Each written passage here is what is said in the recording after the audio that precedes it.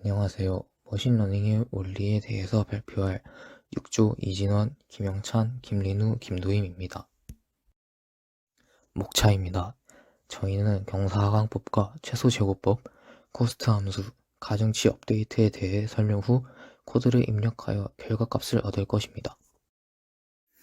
경사하강법이란 1차 근사값 발견형 최적화 알고리즘으로 기본 개념은 함수의 기울기를 구하고 경사의 절대값을 계속 나전적으로 이동시켜 그 값에 이를 때까지 반복시키는 것입니다.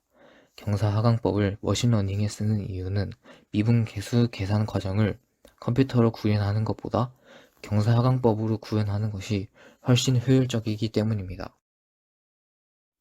최소제곱법은 어떤 해 방정식을 근사적으로 구하는 방법으로 근사적으로 구하려는 해와 실제 해의 오차의 제곱의 합이 최소가 되는 해를 구하는 방법입니다. 최소제곱법을 정의한다면 어떤 개의 n의 입력값과 그에 대응하는 출력값 xy가 있고 이 개의 방정식이 변수 x와 상수 베타에 대한 식이 이렇게 주어질 때 그 값을 최소로 만드는 베타를 구하는 것이 최소제곱법의 목표입니다. 코스트 함수는 비용 함수라고도 불리며 비용은 가설이 얼마나 정확한지 판단하는 기준을 말합니다. 비용 함수는 예측값에서 실제값의 차의 제곱의 평균과 같으므로 비용 함수로 구한 비용이 적을수록 좋습니다. 미분은 변수의 움직임에 따른 함수값의 변화를 측정하기 위한 도구로 최적화에서 가장 많이 사용되는 기법입니다. 미분은 함수 f에 주어진 점 x, fx에서의 접선의 기울기를 구하는 과정입니다. 한 점에서 접선의 기울기를 알면 어느 방향으로 움직여야 함수값이 증가 혹은 감소하는지 알 수 있습니다. 2차원에서의 그래프를 보면 쉽게 어느 방향으로 움직여야 할지 알 수 있지만 10차원, n차원 등의 고차원에서는 이를 추측하기 어렵습니다. 그래프를 따라 왼쪽, 오른쪽으로만 이동하는 것이 아니라 n차원이기 때문에 굉장히 많은 방향으로 이동할 수 있을 것입니다. 이 경우 단순한 미분으로는 함수값의 변화를 측정하기 힘들기 때문에 이처럼 벡터가 여러 입력값인 다변수 함수의 경우 편미분을 사용합니다. 따라서 미분값을 이용해 값의 변경 방향을 알 수 있습니다. 미분값을 빼는 것을 경사하강법이라고 하며 함수의 극소값 위치를 구할 때 사용합니다.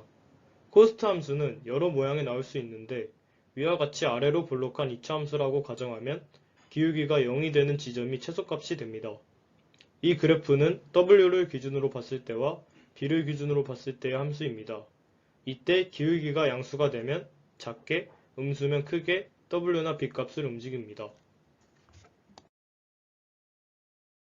다음으로 가중치 업데이트에 대해 알아보겠습니다. 이것은 글로벌 미니멈에 도달하게 하는 알고리즘인데요. 식은 다음과 같습니다. 새로운 W는 러닝 레이트와 코스트 함수의 편도 함수에 기존의 W를 대입한 값에 곱을 기존의 W 값에서 빼는 방식으로 구합니다. 예를 들어 다음 그래프에서 현재 W가 0.5인 지점에 있다고 가정하면 거기서의 그래프의 접선의 기울기가 양수이므로 새로운 W는 0.5보다 작은 값으로 업데이트됩니다. 반대로 W가 0.2인 지점에 있다고 가정하면 그곳의 접선의 기울기가 음수이기 때문에 새로운 W는 0.2보다 큰 값으로 업데이트됩니다. 이 과정을 반복하면 글로벌 미니멈에 도달할 수 있습니다. 3차원 그래프에서도 마찬가지인데요. 3차원 공면에 공을 올려놓았을 때 공이 알아서 가장 낮은 지점에 도달하는 것과 같은 원리입니다. 그러나 조금만 생각해보면 알 수 있듯이 이렇게 하면 글로벌 미니멈이 아닌 로컬 미니멈에 도달할 수 있습니다. 그래서 이것을 방지하기 위해 러닝 레이트라고 불리우는 알파 값의 최적화를 통해 문제를 해결합니다. 러닝 레이트를 최적화하는 것을 쉽게 설명하면 신중해야 할 곳은 신중하게, 대충해야 할 곳은 빠르게 넘어가도록 하는 러닝 레이트를 찾는 과정입니다. 이 과정을 통해 더 빠르고 정확하게 W 값을 찾을 수 있습니다. 이 사진은 1부터 10까지의 이미지로 된 숫자를 판별하는 것을 딥러닝을 통해 학습하는 모습입니다. 딥러닝은 머신러닝의 한 방법으로 학습 과정 동안 인공신경망으로서 예시 데이터에서 얻은 일반적인 규칙을 독립적으로 구축합니다. 첫 줄에서의 784개 동그라미들은 숫자를 픽셀 단위로 쪼갰을 때 나오는 각각의 밝기 정도를 나타냅니다. 여기서 동그라미는 딥러닝이 인공신경망을 활용한다는 점을 착용해 뉴런이라 부릅니다. 가운데 두 줄은 숨겨진 층이라 하고 숫자를 판별하기 전 숫자를 모양적으로 좀 더 쪼개서 이에 일치하는지 여부를 판별하는 기준이 됩니다. 마지막 줄은 이제 숫자를 최종적으로 판단합니다. 여기서 각각 숨겨진 층은 784개의 뉴런들의 가중치, 즉 중요도를 숫자로 구현하고 각 가중치와 픽셀 단위의 밝기 정도를 곱하고 바이어스라는 것을 더하게 됩니다. 이는 가중치를 뜻하는 W, 바이어스를 뜻하는 B, 그리고 여러 숫자 이미지의 밝기 정도를 나타내는 변수 X까지 WX 플러스 B라는 식이 왜 예측값으로 지금까지 사용되었는지 보여줍니다.